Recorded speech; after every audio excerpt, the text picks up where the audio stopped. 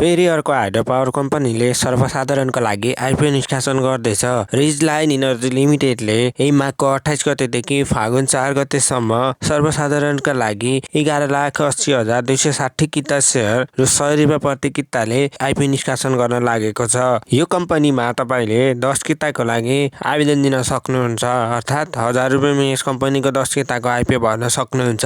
यो कम्पनीमा तपाईले 10 किताको लागि मात्रै आवेदन दिनुहोला र 10 किता भन्दा बढीको लागि चाहिँ आवेदन नदिने होला, किनभने जति पनि खुलेका आइपिओ छन् त्यो आइपिओ चाहिँ 10 किताको दरले मात्रै भाग गर्ने गरिन्छ र 10 किता भन्दा बढी पर्ने भन्ने चाहिँ हुँदैन। यो कम्पनी चाहिँ एउटा हाइड्रो पावर कम्पनी रहेको छ, अर्थात् जलविद्युत उत्पादन गर्ने कम्पनी रहेको छ। यो कम्पनीले इस्यु म्यानेजरमा प्रभु क्यापिटल लिमिटेडलाई चाहिँ नियुक्त गरेको छ। र अब कुरा गरौँ यस कम्पनीको वित्तीय अवस्थाको बारेमा। यो कम्पनीको वित्तीय अवस्थाको कुरा गर्दा यस कम्पनीको बुक भ्यालु रु 131.36 रुपियाँ रहेको छ भने यस कम्पनीको इपिएस अर्थात् प्रति सेयर आम्दानी चाहिँ रु 7.91 रुपियाँ रहेको छ भने केयर रेटिङ नेपालले कम्पनीलाई बिबी रेटिङ प्रदान गरेको छ। यसले कम्पनीको दायित्व वहन गर्ने क्षमतामा मध्यम जोखिम रहेको सङ्केत गर्दछ।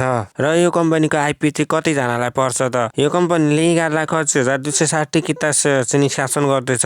1,18,026 जनालाई चाहिँ यो कम्पनीको आइपिओ पर्नेवाला छ। यो कम्पनीको आइपिओ भर्नका लागि तपाईँले स्वास्थ्य सेवा लिएका ब्याङ्क, वित्तीय संस्था, त्यसको शाखा कार्यालय र मेरो शेयरको मोबाइल एप्लिकेसन र मेरो शेयरको वेबसाइटबाट पनि यस कम्पनीको आइपिओ भर्न सक्नुहुन्छ। पैसा रेडी बनाएर राख्नु होला। आइपिओ आउँदैछ माघको 28 गतेदेखि। Thanks for watching this video.